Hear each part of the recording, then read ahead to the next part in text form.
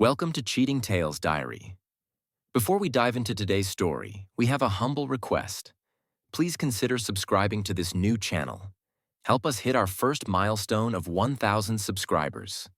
Your support will motivate us to keep bringing you more exclusive original cheating wife stories.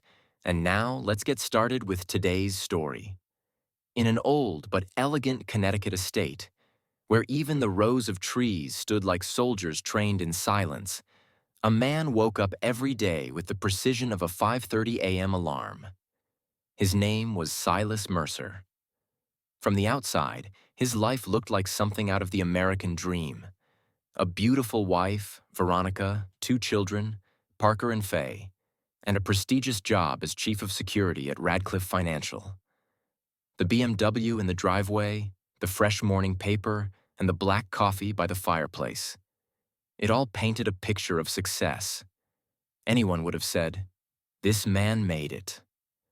But the truth was that Silas's life was a mask, a gleaming surface hiding fractures underneath. Silas Mercer wasn't an ordinary man.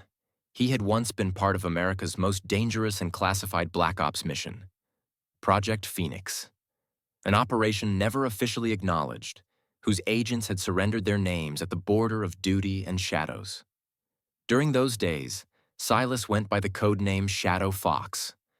His expertise: high-level infiltration, psychological warfare, and off-the-books elimination. But now, he played the role of an ordinary husband, a dedicated employee, and a loving father. For years, he upheld the illusion. But no matter how deep you bury the soldier, instinct never dies.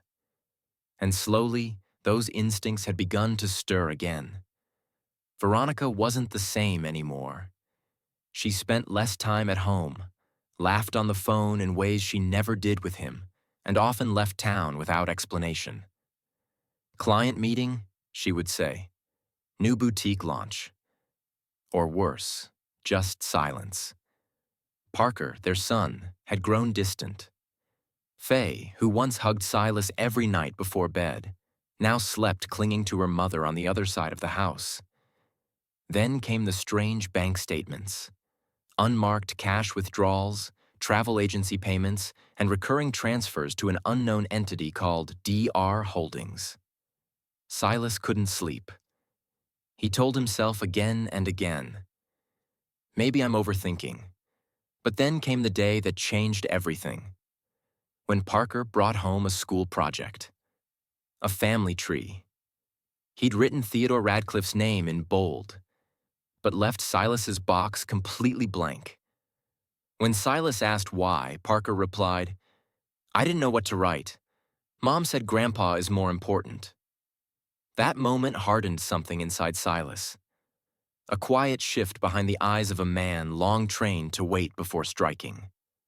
That same night, as Veronica sprayed expensive perfume in her hair and walked out the door saying only, "Don't wait up," Silas opened a steel box from his basement, one he had buried years ago after leaving Phoenix behind.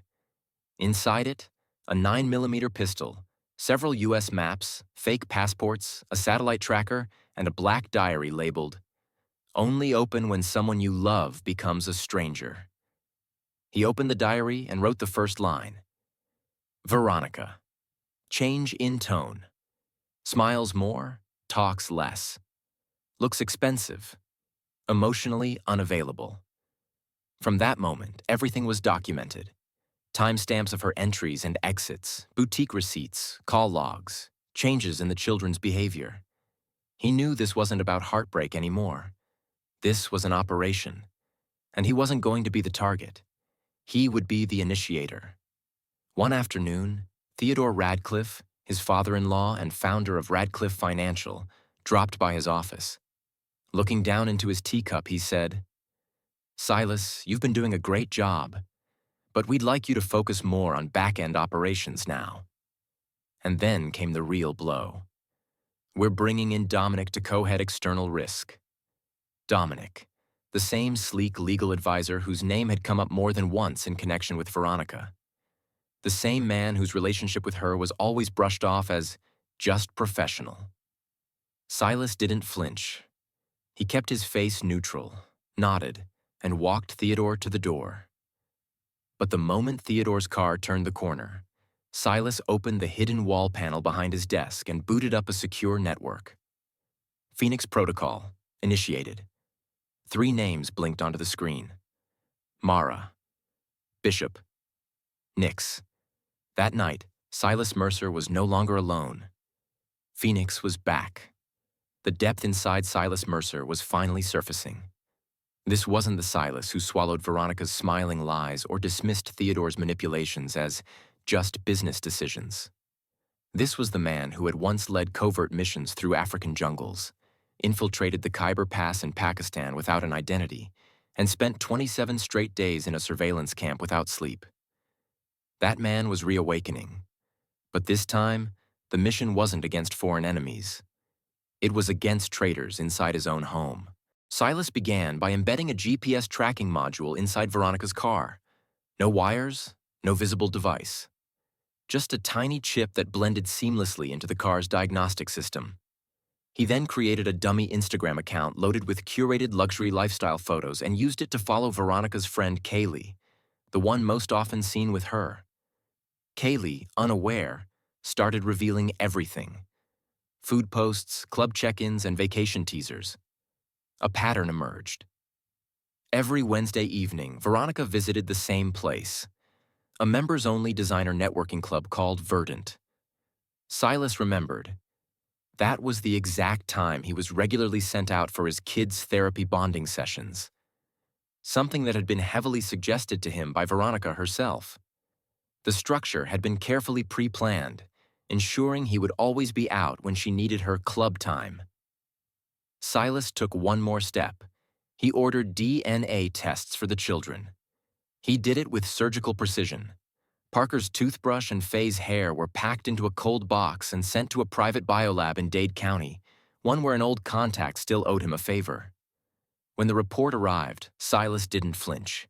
He had already known. Probability of paternity, 0.00%. He asked the lab tech, "Are you sure?" "Sir," came the response, "these are not your biological children. The DNA doesn't match within even second-degree confidence." Silas hung up, then lit a cigarette, for the first time in years. That night, he accessed the surveillance logs from Theodore's office. As chief of security, he had override protocols, but he'd never misused them. This time, he didn't tamper. He simply backed up the files, not to incriminate himself, but to expose what others were doing. Dominic's visits to Theodore's office were consistent.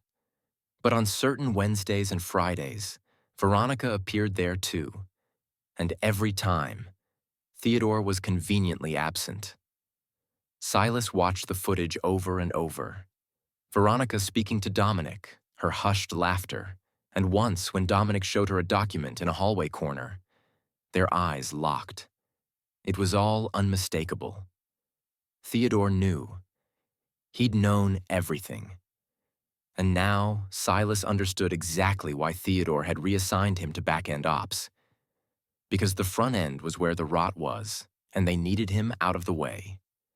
Silas reached out to his old contacts, Mara, a brilliant encryption specialist now living in Denmark, and Bishop, who now ran an underground whistleblower platform that bypassed federal systems entirely. Codename: Phoenix. Reactivation level: Tier 2. Mara began tracing financial holdings, Theodore's offshore assets, Radcliffe Financial's shell companies, and their international trails. Bishop unearthed Dominic's unethical history, like the time he orchestrated the silent firing of a whistleblower paralegal. The puzzle was falling into place, a vast laundering operation pushing money offshore while using Radcliffe Financial as its polished cover. Silas sent an anonymous package to the Federal Whistleblower Protection Division. It contained only one clipping. Radcliffe Financial is laundering money through shell logistics firms in the Caymans. Details to follow. For the first time, Silas initiated a legal strike. Silently. Meanwhile, he began to emotionally distance himself from the children. But slowly. He stopped dropping Parker at school, stopped reading Faye bedtime stories. And when they asked, "Daddy, are you mad?" he simply smiled and said, "No, baby. I'm just watching the sky. The clouds are telling a story." Veronica didn't notice the change. She remained lost in her material glow and social stature. But Silas knew. Her world was now a ticking clock, and every tick counted down the moves of Theodore and Dominic. He pulled out his old field diary and wrote a single line.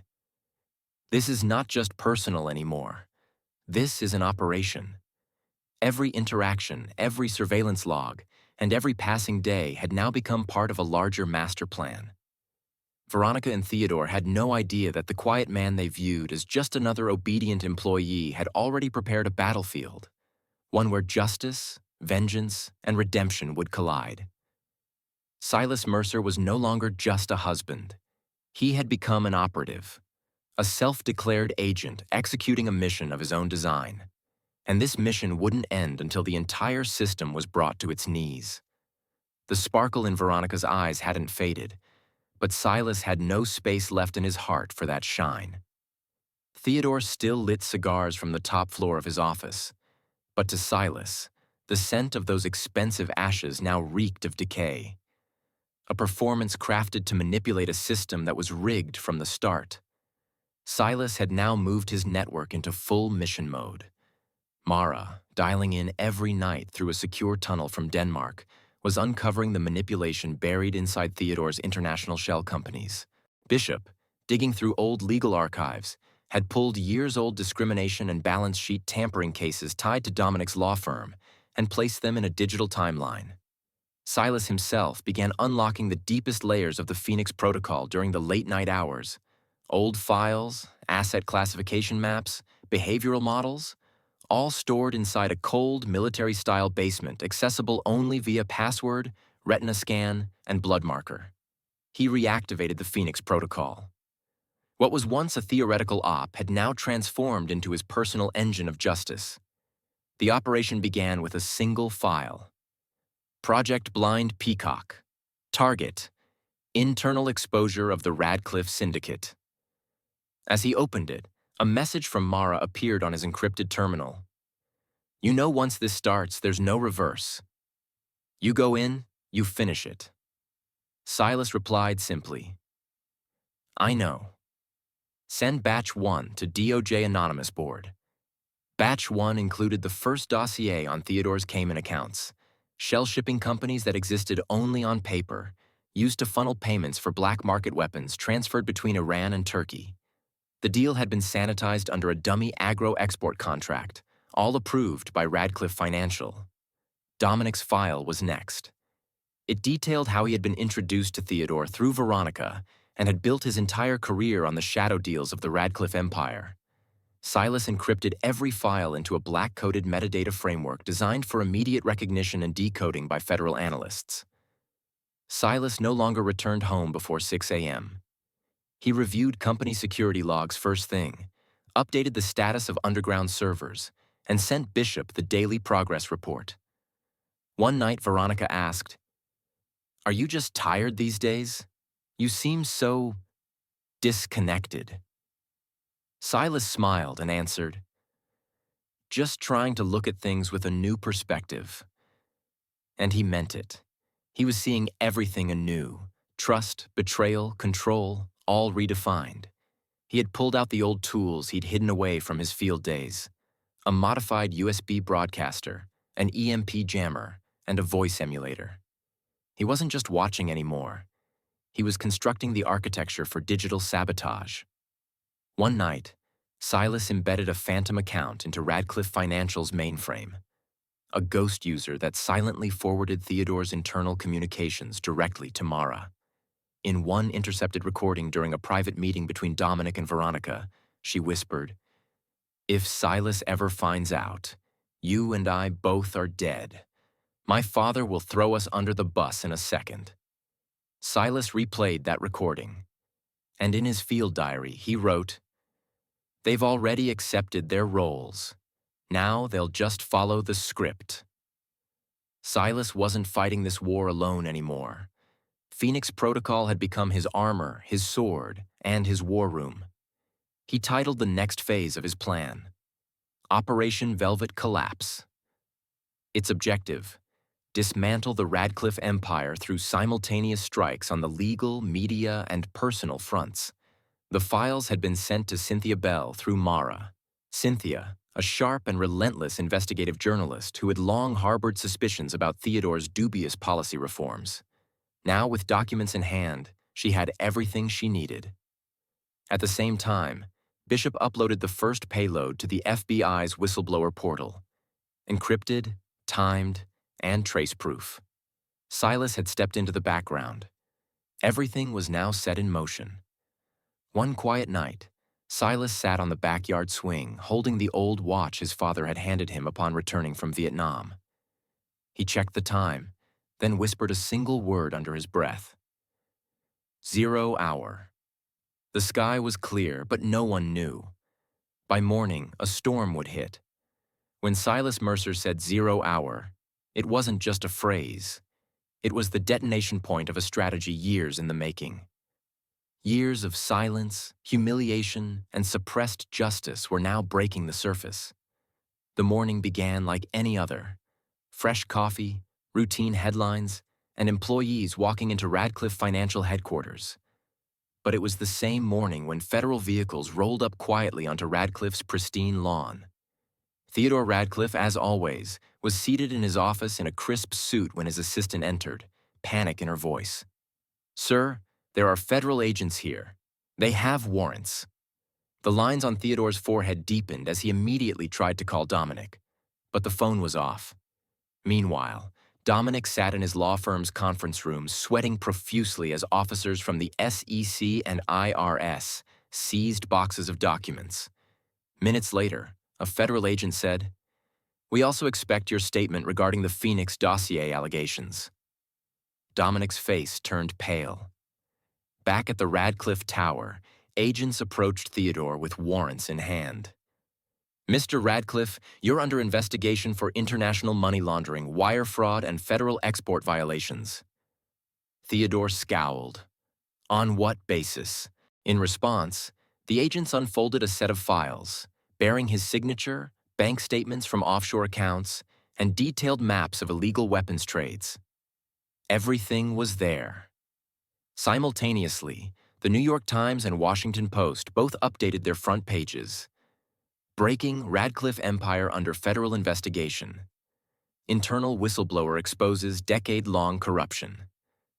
Veronica was at a charity fashion gala, preparing to launch her boutique's new collection. As the news broke across all screens, her face went pale. Cynthia Bell's exposé didn't stop at Radcliffe Financial. It included a deep dive into Veronica's own boutique operations, zoning violations, duplicate supplier accounts, and illegal expansions funded by city grants. From the crowd, someone yelled, "Hey, isn't she the Radcliffe woman? Check this video." A young woman raised her phone, playing leaked footage of Veronica and Dominic growing intimate on a private jet, funded directly by Radcliffe's company accounts. The gala turned silent. Cameras swung around to her. A reporter shouted, "Ms. Veronica, did you use your father's company for personal trips with your lover while laundering money overseas?" Veronica didn't answer. She staggered in her heels and walked out. But the damage had already been done. Every camera, every social media feed had captured the moment. Watching all of this unfold on a secure server, Silas sat motionless. There was no smile on his face, no anger, just a quiet sense of closure, like watching justice unfold without ever having to pull the trigger. Caleb, Silas, and Veronica's 17-year-old son had seen the news at school. His friends sent him memes, clips, and links. Faye, only 12, had broken into tears when parents at her school whispered in hushed voices outside the gates. Silas worried about them, but he also knew they had a different chapter ahead. Not yet, but soon. The next day, Cynthia published an open letter on her blog titled, "To the Woman Who Thought the Mirror Wouldn't Break." She laid everything bare. Veronica's misuse of public funds, illegal contracts, and years of emotional manipulation inflicted on Silas. Meanwhile, Dominic made a plea bargain. In front of federal agents, he confessed. Theodore had hired him to destroy Silas's credibility while positioning Veronica in the media as a successful working mother. Even the Radcliffe estate wasn't spared. A bright orange federal auction notice was slapped across the front gates where once Veronica had stepped out of her Tesla to flashing paparazzi cameras. Later that evening, Silas received a message from Cynthia. The lion didn't roar. He simply stood, and the jungle obeyed. Silas replied, "I didn't stand. I documented." He watched Veronica slowly become a public pariah.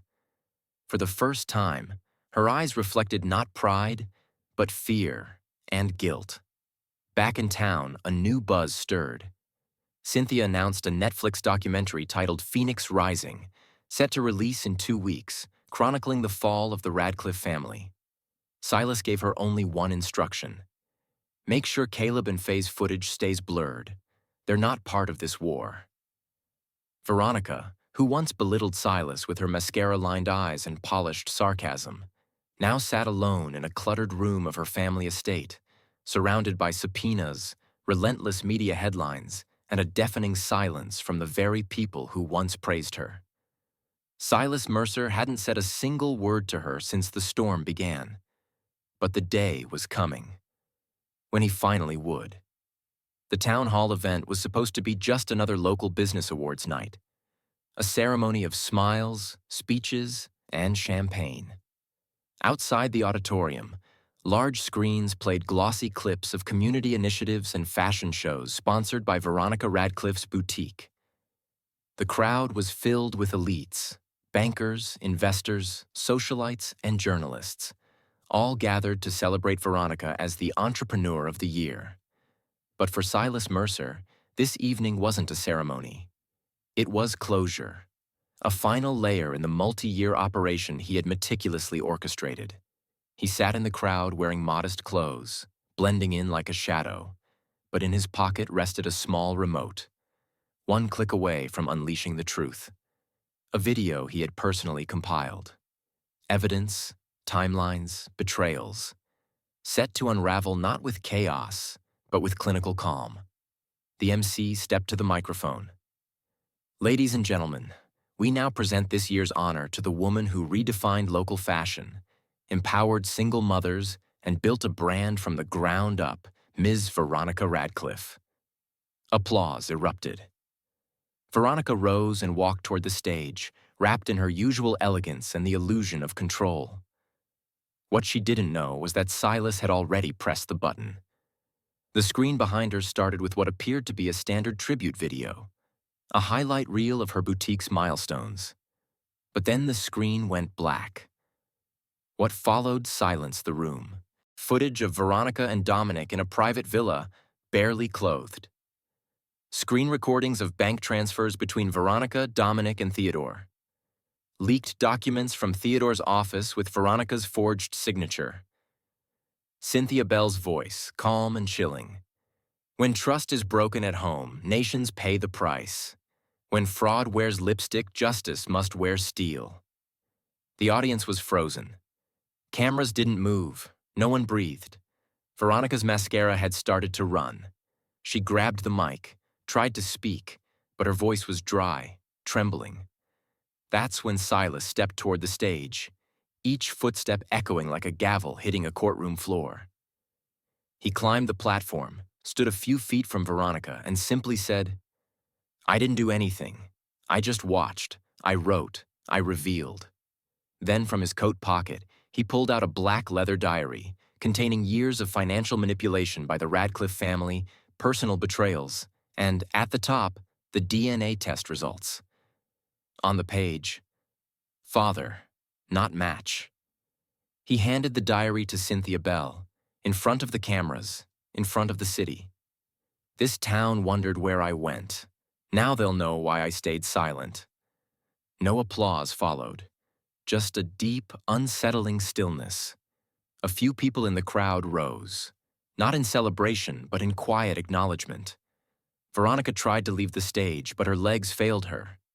Dominic was nowhere in sight.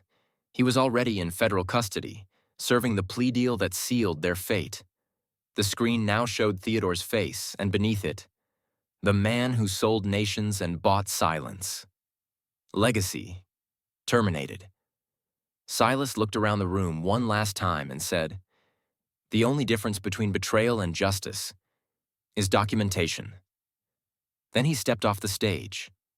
No one cheered. No one moved. But in every eye there was a quiet realization. This wasn't just a betrayed husband.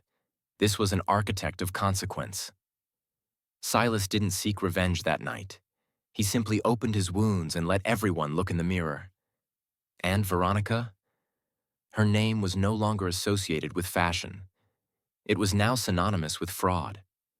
Silas Mercer ceased to exist after that night. The man known for being calm, loyal, the perfect son-in-law. He became a chapter the world had already turned. That town hall evening, the one that exposed Veronica to society, built the foundation for the federal cases against Theodore, and ensured Dominic would disappear into a concrete cell, was the night Silas was reborn. He changed his name. He was now Gabriel Shaw, a name drawn from his old codename in the Phoenix operation, symbolizing rebirth from ashes. Gabriel now ran the Phoenix Foundation, an underground network with no allegiance to any government or law. It operated in silence, fueled by purpose, dismantling economic and political corruption and protecting those exploited by power. He had reverse-engineered Theodore's empire. Offshore holdings, shell companies, illegal wire networks, everything that had once hidden behind luxury, he'd weaponized for justice. The same money Theodore thought he'd concealed from the law, Gabriel used to build an unstoppable machine. Irony was now the blade of justice. He was no longer alone. Beside him stood Mara and Bishop, veteran operatives long forgotten by the world. Mara was now a cyber weapons expert, capable of cracking national firewalls in minutes. Bishop had become a master of infiltration, surveillance, and digital misdirection. Together, they had built a network stretching across Turkey, Serbia, and Kenya, exposing deep-rooted operations in human trafficking, drug finance, and election manipulation. But Silas, now Gabriel Shaw, still carried a hollow solitude within him. Veronica was battling terminal illness. Diagnosed with stage 4 cancer, she had withdrawn from public life. Parker and Faye, the children Silas once raised, were now adults. Parker had set his sights on becoming a privacy lawyer, determined to challenge state overreach. Faye had turned into an investigative journalist, uncovering the very systems her grandfather Theodore once corrupted. Gabriel watched them from afar. He never approached. He knew the scars he had left. The DNA revelations, the emotional withdrawal, were not the kind time could erase. Only silence could offer the kind of reconciliation they might one day understand. Veronica had been abandoned by the circles she once ruled. Her boutiques were shut down. Her social connections had dissolved. The only person left was a quiet nurse aide, a woman who used to be Veronica's own client. Only now did she realize that relationships built on manipulation crumble into sand when the winds of crisis come. Gabriel Shaw no longer lived in cities. His world was now a basement beneath a data center, walls lined with glowing screens tracking real-time trafficking routes, illicit asset trails, and political blackmail webs. This was his war room, but his weapons weren't guns anymore. They were code, contracts, and surveillance. This was his redemption, not in reclaiming a lost life, but in destroying the machines that had once consumed him. He no longer lived as Silas. He existed only as Gabriel Shaw, a shadow that only appeared when power tried to crush innocence. And every night, as he stared into the cold pulse of the monitors, he repeated to himself, "I didn't want justice. I just wanted the silence in which my family used to smile." And if he ever slept at all, it was to echoes from a life lost. Parker's laugh, Faye's little voice shouting, "Daddy's home!" But when he opened his eyes, there were only screens and silence. Because wars never end. Only the soldiers change. The death of Theodore Radcliffe had closed many doors, but it opened others, ones far more dangerous. Through an old legal contact, Gabriel learned of a contingency package Theodore had prepared before his death. This wasn't a traditional will. It was a disaster protocol, encrypted files containing Gabriel's new identity, the entire funding architecture of the Phoenix Foundation, and the last known locations of his core operatives. And the key to that package was with someone he thought had vanished, Lydia Chambers. Lydia had been Theodore's covert strategist for years. She lived more in Moscow, Geneva, and Dubai than in the US. And now, acting on Theodore's dying instructions, she had activated one final asset on Veronica's behalf, a name that echoed in Cold War intelligence circles like a ghost story: Kazan. Kazan wasn't just a hitman. He was a phantom. No birth records, no fingerprints, no allegiance. Just rumors, sightings in Tokyo, then Munich, whispers in secure corridors. But the one truth everyone agreed on was this: he doesn't stop searching until either he finds you, or he disappears trying. Veronica, now in the final stage of her illness, didn't want redemption. She didn't want forgiveness. She wanted destruction. Silas's world in ruins, shattered the same way hers had been. Her cancer hadn't softened her. It had distilled her rage. In Geneva, Switzerland, Silas had made his base for the past 3 months. Disguised under the banner of an NGO for war crime survivors, his true mission was Phoenix's data harvesting node in Europe. One night, as Silas sat before his glowing monitors, analyzing updates from Syria, Hungary, and Kenya, one of the feeds glitched. Geneva Cam number 9, visual distortion. He leaned in.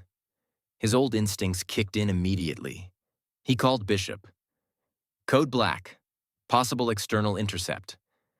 Bishop, watching from a remote command post in Lyon, needed only seconds to confirm. That's not a glitch. That's a breach. Within 2 hours, Silas had abandoned his Geneva safe house, but it was already too late.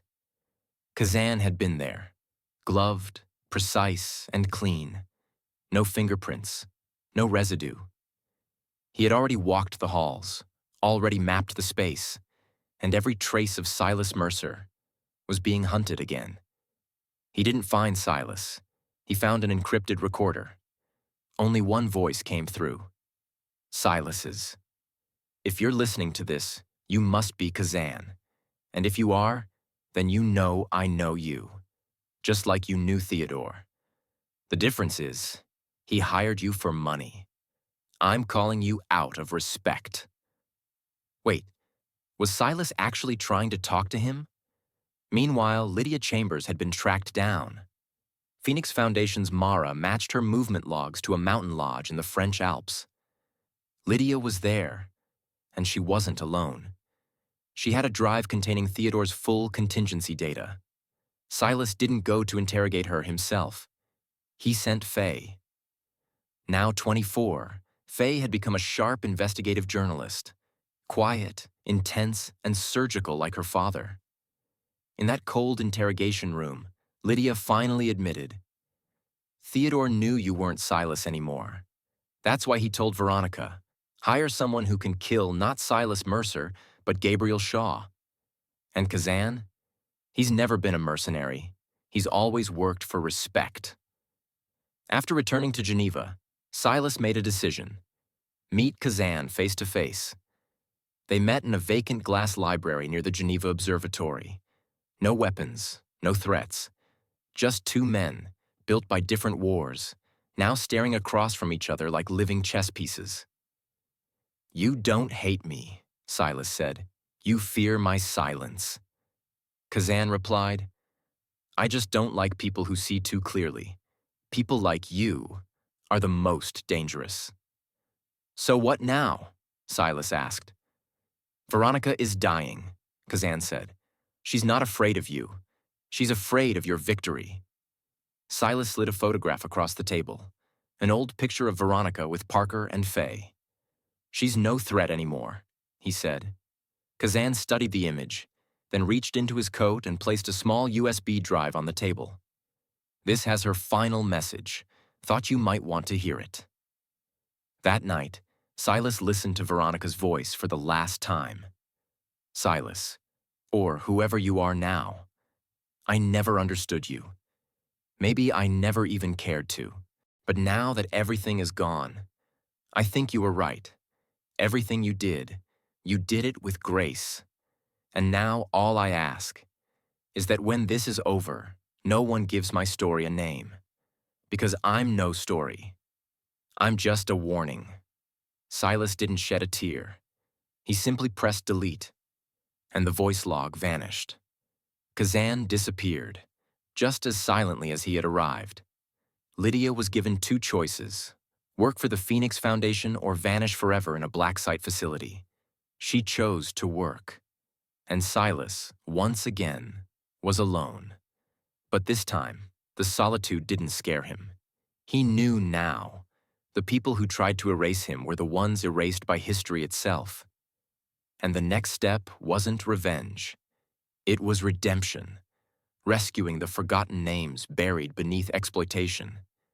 Even after Theodore Radcliffe's death, his shadow refused to leave Gabriel Shaw, once Silas Mercer, alone. Theodore hadn't just spread corruption in life. He had programmed chaos into the future. Days after Kazan and Veronica's final plays had failed, Mara sent an urgent alert. A dormant data packet, coded by Theodore before his death, had begun circulating on the darknet. It was his final contingency, a bomb disguised as a file. It contained Gabriel's real identity, detailed maps of Phoenix Foundation facilities, and encrypted contact lists tied to high-level federal assets. If exposed, the fallout wouldn't just end Phoenix, it would destroy dozens of lives. Silas immediately ordered a full cyber lockdown. Phoenix servers went into isolation. Satellite uplinks were severed.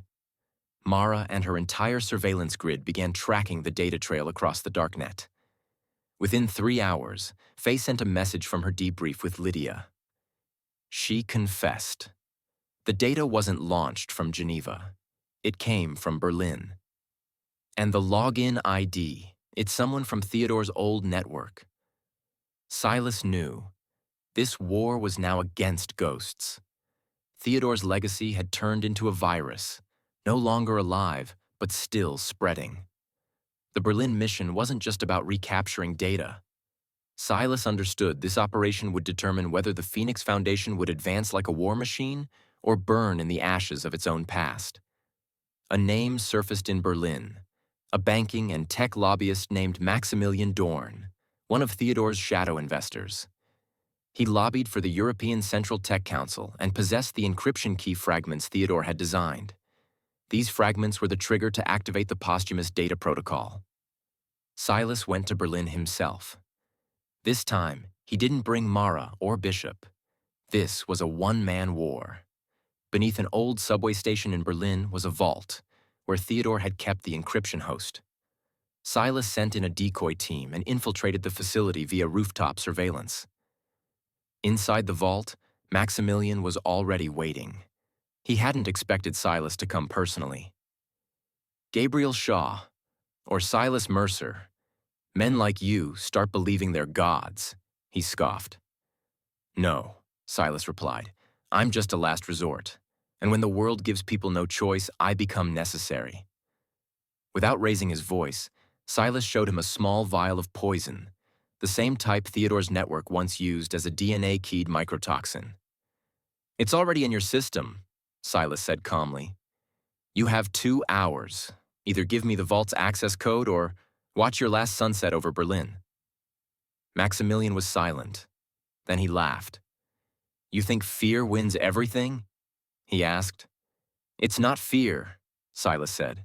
It's truth. And your truth is this. You've lived in Theodore's shadow even after his death. I came here today to burn that shadow down. The code was given. The vault opened. The data blocks were destroyed. The darknet leak was stopped. The Phoenix Foundation survived. But one final question lingered. Lydia Chambers. After her interrogation and new deal, had she really changed?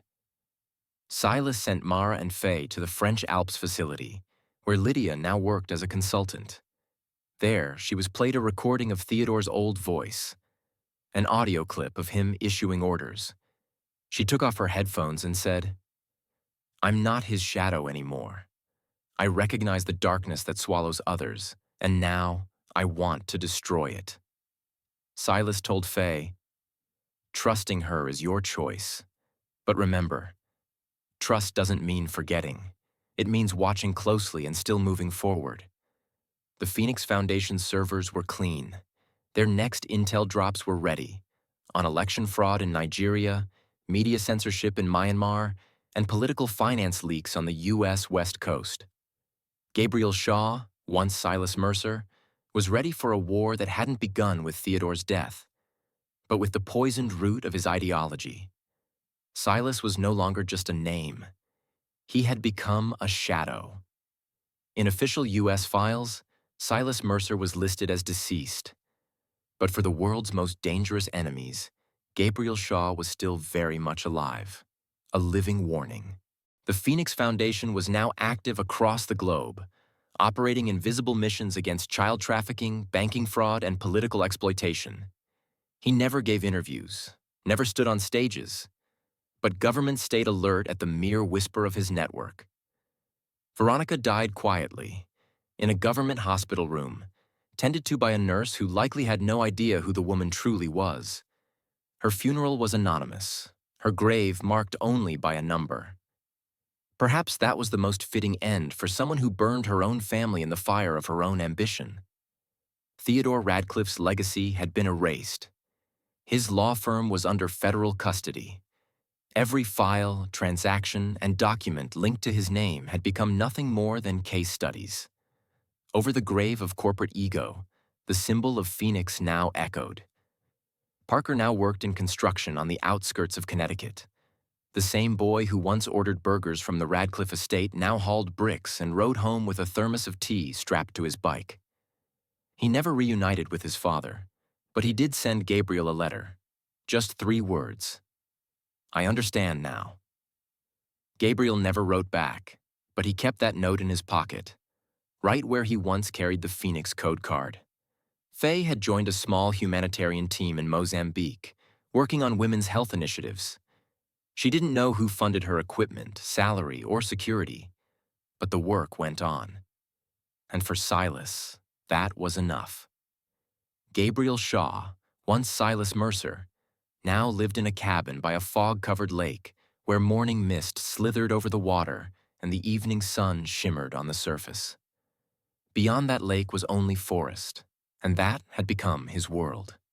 Each morning he sat at a wooden table, a mug of coffee beside an old leather notebook. He wrote in it every day. Not names, not dates, just thoughts, reflections, and old truths. Sometimes a new agent would arrive, for training, for guidance, or just to understand how silence becomes the sharpest blade. Gabriel only told them one thing: if someone weaponizes your past, make your present your shield. The Phoenix Foundation now operated in 17 countries. Each mission wasn't always executed by Gabriel, but it carried his philosophy.